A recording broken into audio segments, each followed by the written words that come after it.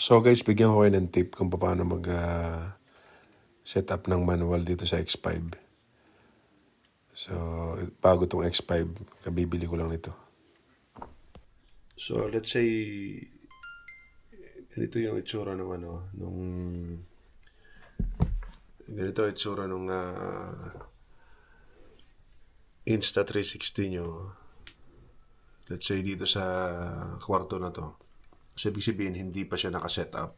Ang kulay, exposure, yung white balance niya. So, ganito ako mag-set ng Insta360 X5 ko. So, kung mapapansin yung mapula, yung skin color ko mapula, yung ilaw overexposed, yung ceiling ibang kulay. So, lahat dito sa room na ito is hindi tama yung pagkaka-set dun sa camera. So, ngayon, uunahin natin iset is ang shutter. So, ang shutter, pinindot ko yung auto, nag-lock siya sa 160, tapos bumalik ako ng manual. So, set up na siya, 160. Ngayon, ang ISO naman, 250 siya. Pero nung pinindot ko yung auto, at bumalik ako sa manual, nag-640 siya. So, ibig sabihin, yun yung nakuha niya rito sa room na to. Ngayon, ganun din sa white balance. Pindutin ko yung auto, maglalak siya sa 2,600 Kelvin, balik ako sa manual.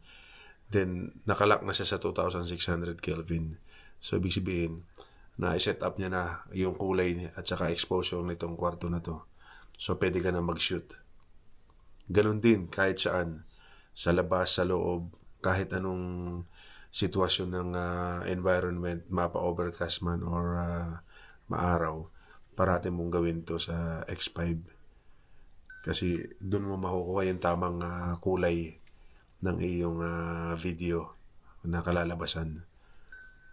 So, malaking tulong na talagang malaman mo kung paano talaga mag-set ng tamang kulay. Kasi kung babase ka lang sa auto, pag nagbago yung exposure ng environment, mag-iiba rin yung white balance sa color mo, yung exposure mo. So, hindi maganda para sa video mo. So, kinakailangan parati kang mag-shoot ng manual. So, yun ang the best talaga na settings. Huwag kang aasa sa auto. So, kinakailangan parati kang mag-manual. So, yun lang. So, pwede ka na mag-shoot. So, yung susunod na video, yun yung binidyo ko dito sa room ko. Yan, kung mapapansin nyo. Yung kulay ng balat ko, yung damit ko, yung pants ko. So, tamang-tama.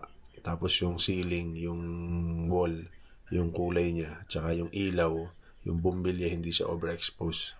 Tapos yung computer ko. Ayan.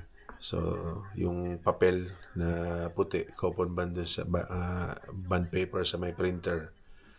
Yung television. So, kung mapapansin nyo, tama ang kulay ng mga makikita. Talagang realistic yung kulay niya.